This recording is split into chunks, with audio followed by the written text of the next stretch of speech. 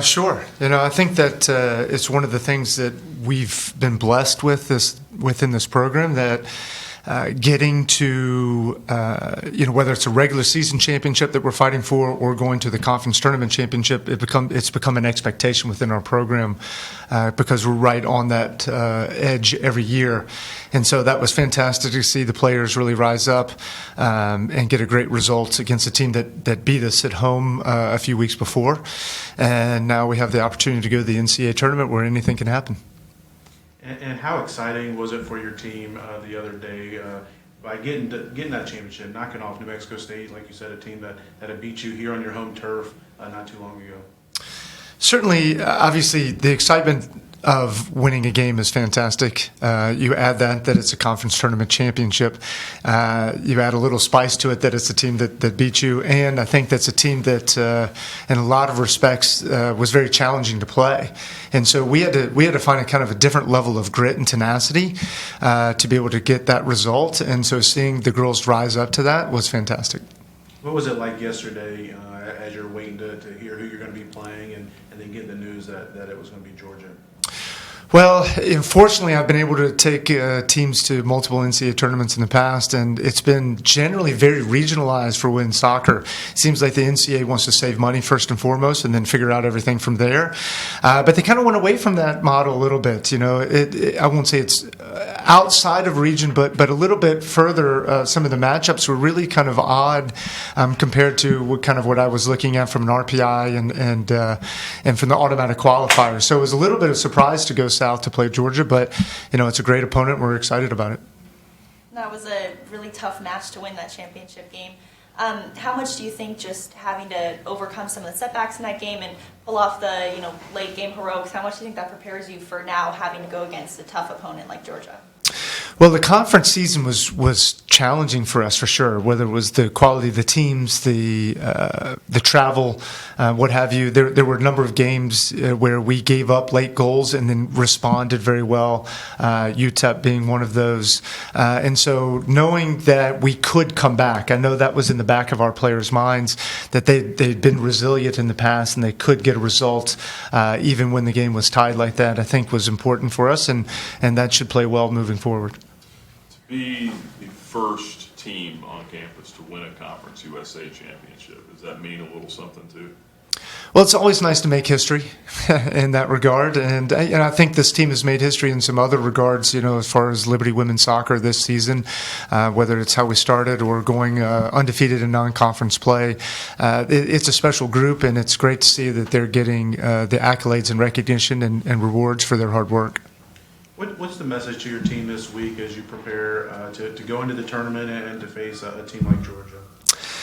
Well, there are a couple layers to that message. I think initially this will be the very best team that we've played all season and maybe for the last few seasons, to be honest with you, outside of maybe a UVA here or there.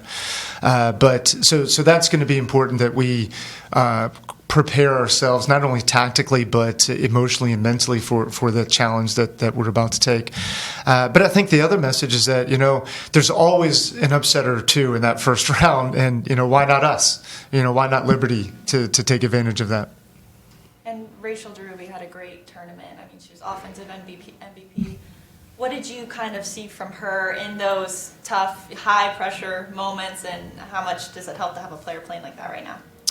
Well, certainly Rachel has been a fantastic player for us in her career, and someone that is one of the most consistent players that I've ever coached. Game to game, practice to practice, she always shows up to compete.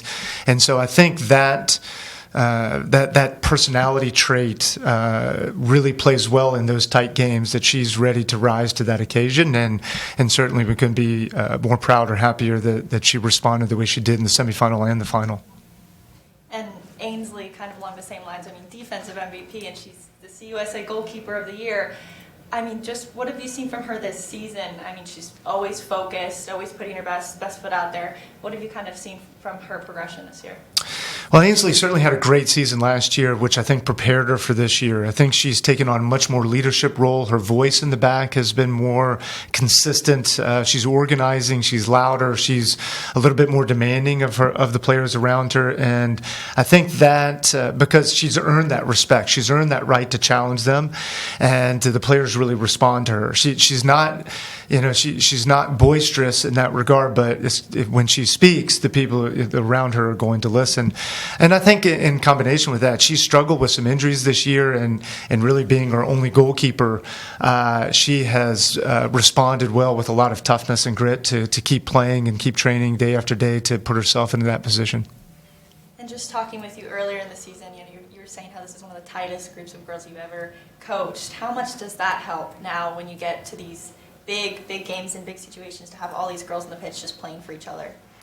Yeah, absolutely. It's wonderful, and it's a tribute to the culture, and that culture has been built slowly over the last few years. And so the players like Rachel and Sadie and Becca, who are Lena, that are our seniors that have been around for a few years, they've really bought into that culture, and they've led the way, and that's allowed us to become so close. Talk about the matchup. What are some strengths that Georgia has, and how do you match up against those? That's a very good question.